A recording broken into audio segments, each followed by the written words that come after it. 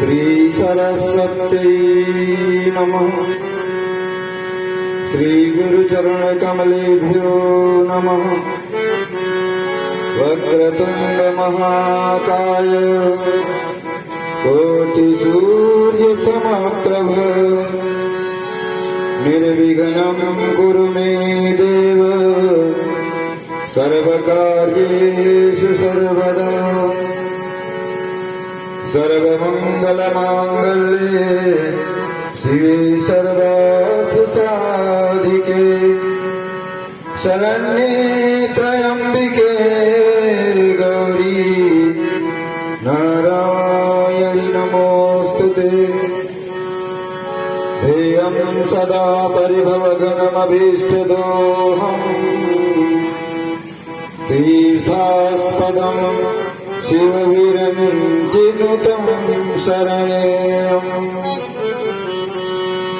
भृत्यार्तिहं प्रणतपालभवाब्धिपोतम् वन्दे महापुरुष ते चरणारविन्दम्। त्यक्ता सुदुस्तजसुरेप्सितराजलक्ष्मी गर्विष्ठयार्यवचसा यद्गादरण्यम्।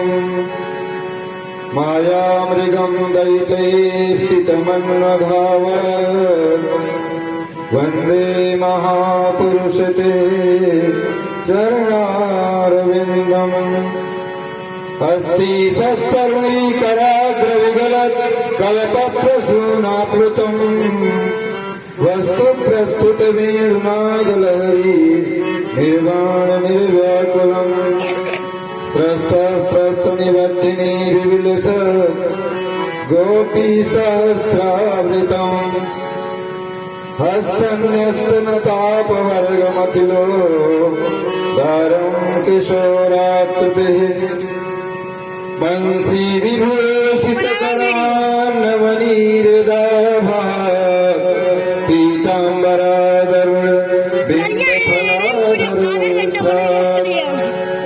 पूर्णेन्दु सुन्दर मुखादरविन्दनेत्रात् कृष्णात् परं किमपि तत्त्वमहं न जाने।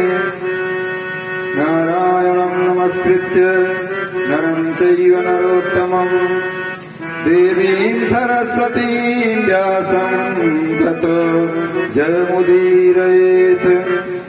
श्रीसीतानाथसमारम्भां श्रीरामानन्दार्यमध्यमाम् अस्मदाचार्यपर्यन्तां वन्दे गुरुपरम्पराम्। गौराङ्गं रसमयं नित्यं रसाचार्यं रसोत्तमं श्रीश्यामसुन्दरदेवाख्यं तद्गुरुं प्रणमाम्यहम्। जय जय श्रीराधे रमण जय जय नवल किशोर जय गोपी चित चोर प्रभु जय जय माखन चोर। बोले वृंदावन बिहारी लाल की आनंद कंद भगवान की गंगे मैया की श्रीमद् भागवत महापुराण की आज के आनंद की जय जय श्री राधे। नमः पार्वती पतये हर हर महादेव। परम मंगलमय परात्पर अखिलेश्वर अकारण करुणा वरुणालय भक्तवांछा कल्पतरु तड़ित विनिंदित पीताम्बरधारी बालकृष्ण लाल की वांगमयी प्रतिमूर्ति श्रीमद् भागवत महापुराण। प्यारे प्रभु प्रेमियों, माताओं एवं भक्तों, उपस्थित समस्त ग्रामवासी क्षेत्रवासी भाइयों बहनों, आज इस भागवत कथा का पंचम दिवस है और आज भगवान का जन्मोत्सव समारोह मनाया जाएगा। बड़ी धूमधाम से आप लोग अपने अपने घरों से शीघ्र कथा पाठ में पहुंचे। भगवान की सुंदर रसमयी लीला की कथा का श्रवण करके अपने जीवन को धन्य करें। आइए कथा श्रवण करने से पूर्व मन और वाणी को पवित्र करके भगवान राम का कीर्तन करें। तत्पश्चात आपको आगे की कथा श्रवण कराई जाएगी। आइए अपने प्रेम से भाव से मस्ती में ताली बजाते हुए सभी लोग झूमते हुए कीर्तन करेंगे। श्री राधे राधे गोविंद गोविंद राधे श्री राधे राधे गोविंद गोविंद राधे गोविंद गोविंद राधे श्री राधे राधे गोविंद गोविंद राधे श्री राधे राधे गोविंद गोविंद राधे राधे राधे गोविंद गोविंद राधे श्री राधे राधे गोविंद गोविंद राधे गोविंद राधे राधे गोपाल राधे गोविंद राधे राधे गोपाल राधे गोविंद राधे राधे गोपाल राधे गोविंद राधे राधे गोपाल राधे गोविंद राधे गोपाल राधे गोविंद राधे गोपाल राधे राधे राधे गोविंद गोविंद राधे श्री राधे राधे गोविंद गोविंद राधे राधे श्री राधे गोविंद राधे श्री राधे राधे गोविंद गोविंद राधे राधे राधे गोविंद गोविंद राधे श्री राधे राधे गोविंद गोविंद राधे गोविंद राधे राधे गोपाल राधे गोविंद राधे राधे गोपाल राधे गोविंद राधे राधे गोपाल राधे गोविंद राधे राधे गोपाल राधे गोविंद राधे गोपाल राधे गोविंद राधे गोपाल राधे राधे राधे गोविंद गोपाल राधे राधे राधे गोविंद गोपाल राधे राधे राधे गोविंद गोपाल राधे राधे राधे गोविंद गोविंद राधे राधे राधे गोविंद गोविंद राधे राधे राधे गोविंद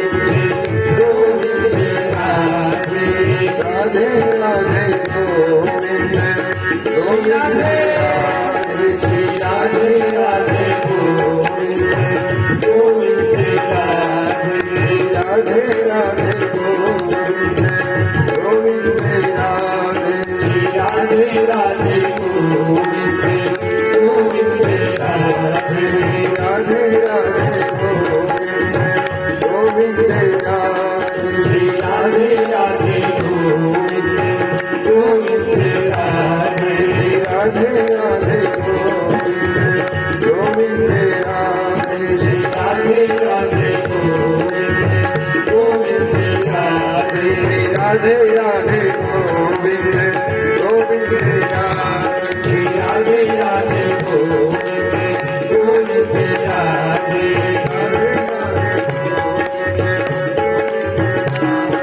राधे राधे गोविंद गोविंद राधे राधे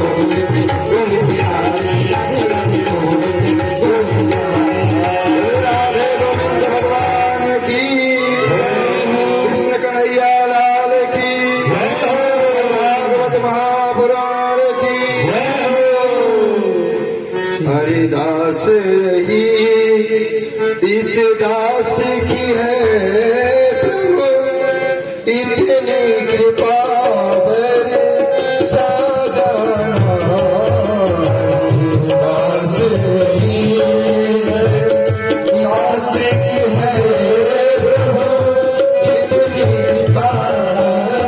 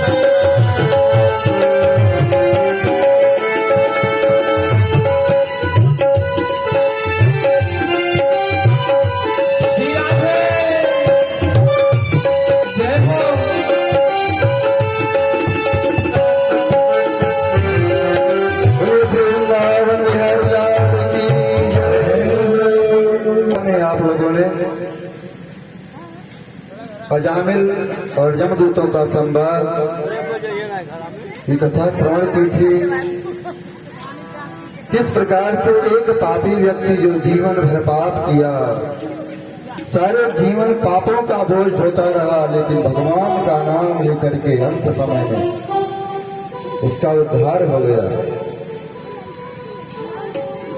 भगवान का नाम समस्त पापों का प्रक्षालन कर देता है, इसलिए हमेशा भगवान का कीर्तन करना चाहिए। सप्तम स्कंध में नारद युधिष्ठिर का संवाद है। परीक्षित जी ने पूछा, गुरु जी कि भूतानां भगवान स्वयं इंद्रस्यार्थे कथम दैत्यान् अवधि विषमो यथा। परीक्षित जी ने कहा, अच्छा गुरु जी एक बात बताइए, जब भगवान समदर्शी हैं, सबको एक समान देखते हैं, तो फिर क्या बात है दैत्यों को मार देते हैं और देवताओं को बचा लेते हैं। हमेशा देवताओं की रक्षा करते हैं और दैत्यों को मार देते हैं।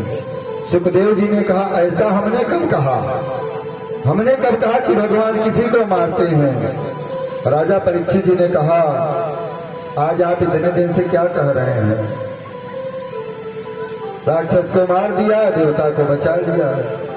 सुखदेव भगवान ने कहा, राजन, भगवान ना किसी को मारते हैं और ना किसी को बचाते हैं। भगवान की यही प्रतिज्ञा है कि जो उनके सामने आ जाता है उसे डूबने नहीं देते हैं। भगवान के सामने हम कैसे पहुंच जाएं, उनकी नजरों के सामने हम कैसे आ जाएं, प्रयास इस बात का करना चाहिए। सुखदेव भगवान ने कहा, राजन एक बात कहूं, बहुत ध्यान से सुनना। एक बार की बात है, अभी आप लोग भगवान श्री कृष्ण के चरित्र में प्रवेश नहीं किए हैं, लेकिन एक घटना है, जब भगवान कृष्ण 5 वर्ष के हुए तो एक बार जन्मोत्सव के समय में, जब जन्मोत्सव मनाया जाने लगा, 5 वर्ष के हुए, तो यशोदा जी ने भगवान कृष्ण को यमुना जी में दीप दान कराया। देखिए, जन्मोत्सव मनाने की जो हमारे यहाँ परंपरा रही है, बड़ी पवित्र परंपरा रही है। बच्चे का जन्मोत्सव जब भी मनाइए तो उसमें भगवान की कथा कराइए, मंदिरों में प्रसाद चढ़ाइए, गौ सेवा करिए, संत ब्राह्मणों को भोजन कराइए। लेकिन आजकल पश्चिमी देशों का सभ्यता का अनुसरण करके हमारे देश में बड़ी बुराई फैल गई है। बर्थडे मनाते हैं, बर्थडे, और लाते हैं केक, सजाते हैं मोमबत्ती, सजा देते हैं और कहते हैं बेटा फूंक मार कर बुता दे। आप लोग जानते हैं, दीपक जो जलाया जाता है कभी वो फूंक से नहीं बुझाया जाता है। लक्ष्मी जी रुष्ट होती हैं, दीपक को फूंक कर नहीं बुझाना चाहिए, लेकिन ऐसी परंपरा हो गई हमारे समाज में, ये सब लोग वही करते हैं, दीपक को जलाएंगे और बच्चे से ही फूंक मार कर बुझवाएंगे जिसका जन्मदिन रहेगा। और फिर क्या करेंगे, कमर पर हाथ धरकर, कमर मटका कर कहेंगे हैप्पी बर्थडे टू यू। ये हमारी परंपरा नहीं है, हमें ऐसा नहीं करना चाहिए। अरे जलाओ दिए पर रहे ध्यान इतना, अंधेरा धरा पर कहीं रह न जाए। दीपक जलाना चाहिए, बच्चे के जन्म दिवस पर दीपोत्सव करना चाहिए, संतों के भंडारे करना चाहिए, गरीबों को दान देना चाहिए, अन्न वस्त्र, इस पर ध्यान देना चाहिए सबको। माता यशोदा आज यमुना जी में कृष्ण से दीप दान करवाती हैं, यमुना किनारे ले जाती हैं, दिए जला जला कर यमुना जी में प्रवाहित करती हैं माता जसोदा और कहती हैं कि प्यारो दर्श मोहि भाए, हे जमुना मैया। जमुना मैया में दीप दान करती हैं और दीपक जब जला करके प्रवाहित करती हैं प्रथम दीपक, तो मैया कहती हैं, हे जमुने मैया, जहां तक सूर्य चंद्रमा का प्रकाश है वहां तक मेरा लाला राज्य करे। दूसरा दीपक मैया ने जमुना में प्रवाहित किया और बोली कि मेरे लाला को किसी भी विद्या में कोई परास्त न कर सके। तीसरा दीपक मैया ने जलाया और उन्होंने कहा कि मेरे लाला कि अनेकों विवाह हो जाएं, हजारन विवाह हो जाएं। माताओं को अपने बच्चे के, अपने बेटे के विवाह की बड़ी चिंता रहती है, इतनी जल्दी विवाह हो जाए, बहू आ जाए। भैया ने कहा मेरे लाला की हजारन ब्याह हो जाएं। हाँ, जो बोलना था बोल दिया।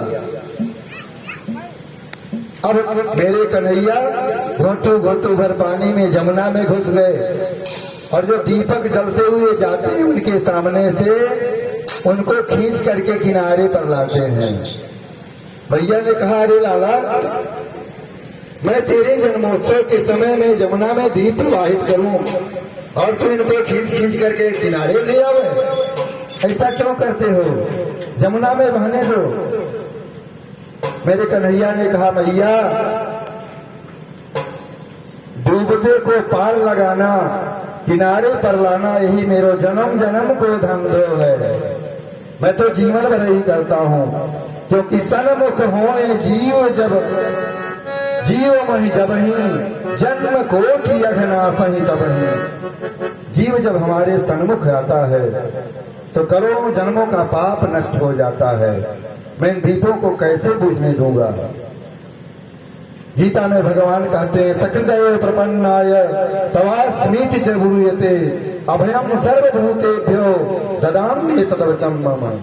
जो व्यक्ति, जो प्राणी मुझसे यह कहता है कि प्रभु आप मेरे हो, मैं आपका हूँ, आपके अलावा मेरा कोई नहीं है, ऐसे व्यक्ति के सारे कार्यों का वहन मैं करता हूँ, उसे अपना बना लेता हूँ और समस्त प्राणियों से उसे अभय दान कर देता हूँ, अभय देता हूँ। तो भगवान का जो जितना चिंतन करेगा, भगवान का जितना चिंतन करेगा, भगवान के सामने उतना ही जाएगा। भगवान का चिंतन करो, प्रक्रिया चाहे जैसे हो, किसी भी प्रकार से चिंतन करो, लेकिन भगवान का चिंतन करो। भगवान ने यह कहा कि हमें भजो, पर राक्षस भगवान को नहीं भज सकते हैं। राक्षसों ने कहा हम आपको नहीं भज सकते हैं और मेरे उद्धार के लिए आप पृथ्वी पर आते हो, मुझे मारने के लिए आते हो, तो मेरा भी उद्धार करो। भगवान ने कहा मेरा नाम जपो। राक्षसों ने कहा नहीं जप सकते। भगवान ने कहा क्या कर सकते हो?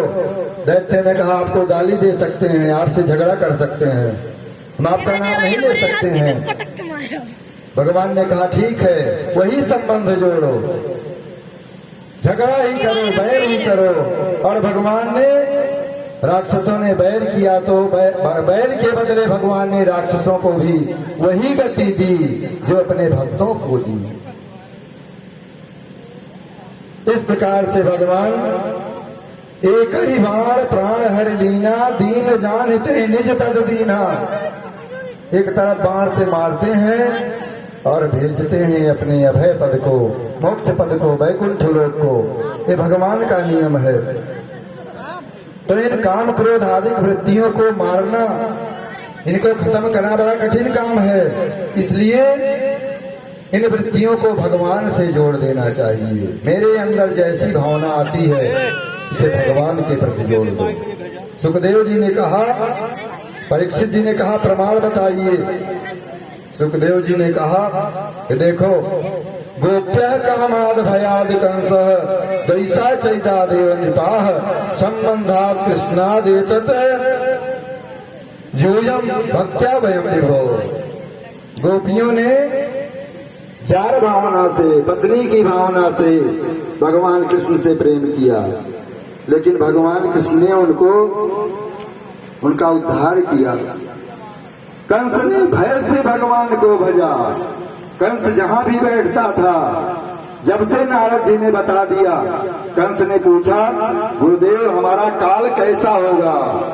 नारद जी ने कहा, काला काला होगा, मुरली वाला होगा, सांवला सांवला होगा, देखने में बड़ा नटखट होगा, लेकिन बहुत खोटा होगा। तो काली वस्तु को जहां भी देखता था कंस, उसे अपना काल नजर आता था। हमेशा काल का भजन करता था। सोते जागते उठते बैठते उसे यही चिंता रहती थी, आया मेरा काल, आया मेरा काल। और काली वस्तुओं को देखकर डर जाता था। यहाँ की उसके आगे जब भोजन की थाली परोसी जाती थी और भोजन की थाली में जो दाल है, जीरा से छौंक लगाया जाता था, दाल में जीरा देखता था, उसे देखकर भी अपना काल समझता था, भोजन की थाली फेंक देता था। सोता नहीं था काल के डर से। भगवान ने उसे अपनी गति प्रदान की। और शिशुपाल जब भगवान युधिष्ठिर के राज्य सूय यज्ञ में जब भगवान को सबने एक स्वर से कहा कि अग्र पूजा द्वारकाधीश कृष्ण की होनी चाहिए, सबने समर्थन किया, तो शिशुपाल खड़ा हो गया। शिशुपाल ने भगवान को गालियां देनी शुरू कर दी और शिशुपाल भगवान को नित्य गाली देता था, लेकिन भगवान ने अपनी भुआ को वरदान दिया था। ये शिशुपाल भगवान की भुआ का लड़का है। भगवान ने अपनी भुआ को वरदान दिया था, मैं 100 गाली तक इसे क्षमा करूंगा। लेकिन शिशुपाल हमेशा गाली देता था। और युधिष्ठिर महाराज के राजसूय यज्ञ में जब सबने एकजुट होकर अग्र पूजा का प्रस्ताव पारित किया कि द्वारकाधीश की पूजा होनी चाहिए पहले, तो शिशुपाल खड़ा हो गया, लगा गाली देने, अरे ग्वाला, जो गली गली में जाकर मक्खन खाया, गोपियों का चीर चुराया, जाकर रास रचाया, इसकी अग्र पूजा, जिसकी जाति का पता नहीं, अहीर है कि क्षत्रिय है, क्या है, ऐसे व्यक्ति की पूजा नहीं हो सकती है। गालियां देने लगा। भगवान कृष्ण सहते गए, सुनते गए, क्योंकि भुआ को वचन दिया था। 100 गाली तक पूर्ण हो गई। और जब 101 गाली हुई, भगवान ने सुदर्शन चक्र हाथ में लिया और शिशुपाल का गला काट दिया। और शिशुपाल के शरीर से एक ज्योति निकली और वो ज्योति आकाश मंडल में जाकर आकर के वापस घूमकर मेरे प्रभु कन्हैया के शरीर में समा गई। बहुत आश्चर्य हुआ सबको। युधिष्ठिर जी ने नारद जी से पूछा, गुरुदेव क्या बात है? अरे ये पापी चुन चुन कर भगवान को, मेरे द्वारिकाधीश को गाली देता था, और इस पापी की इतनी सुंदर गति हुई कि इसकी ज्योति भगवान में समा गई। नारद जी ने कहा, युधिष्ठिर महाराज, इस शिशुपाल कौन है?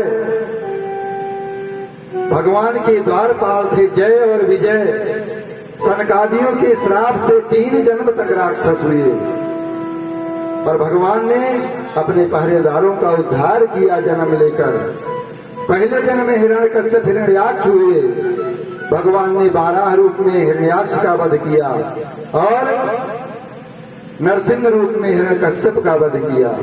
दूसरे जन्म में ही जय और विजय स्वर्ग के द्वारपाल रावण कुंभकर्ण हुए, तो भगवान श्री मेरे प्रभु राम ने दोनों का उद्धार किया। और तीसरे जन्म में ही शिशुपाल और दंत वक्र बनकर पैदा हुए हैं, तो आज भगवान ने उनका उद्धार कर दिया। चुन चुन कर गाली दिया, लेकिन भगवान ने उनका उद्धार कर दिया। ये भगवान कितने बड़े, कितने महान हैं, कितने दयालु हैं मेरे प्रभु।